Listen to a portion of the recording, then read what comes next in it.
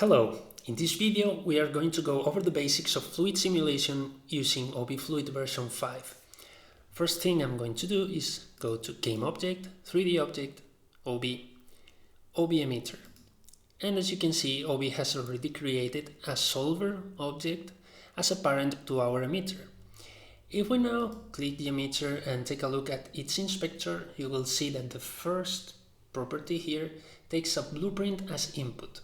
Blueprints are assets that store a particle-based representation of your object. In this case, it will act as a sort of container for our fluid particles. So I'm going to go and create a new blueprint by right-clicking on the project window, create Obi Fluid Blueprint, and give it an appropriate name, water. We will leave all the parameters here at their default values and then click generate. If we now go to the emitter and drop the water blueprint into the blueprint slot right here. Now we click play and you will see we have some particle simulation going on, but it really doesn't really look like water. So let's fix that. First thing I'm going to do is move the mirror a little bit up, rotate it so that it points downwards. Okay, and then we are going to create a floor for our water to collide with.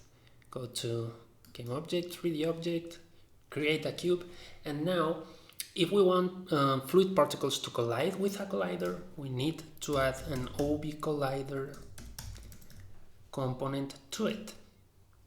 Okay, now I'm going to scale the floor a little bit and position it in our scene. Okay, that's nice. If we now click play, you will see that particles collide with the floor. However, they don't really stay on the floor that much, they disappear very quickly. So what we need to do is go to the emitter and change the particle lifespan from 4 seconds to 10 seconds. And then change the emission speed to 1 so that particles come out of the emitter more often. Now let's click play. We will see that things have improved quite a bit, but still we can see each individual particle, and we'd rather have a nicely shaded fluid surface. So let's fix that. First of all, I'm going to change the particle color a little bit so that it resembles water. Then go to the main camera and add a fluid renderer component. Now, the fluid renderer takes a list of particle renderers as input, and it will extract a fluid surface for all those particles. So what I'm going to do is drag and drop the Obi emitter here, which contains a particle renderer, and then if we hit play,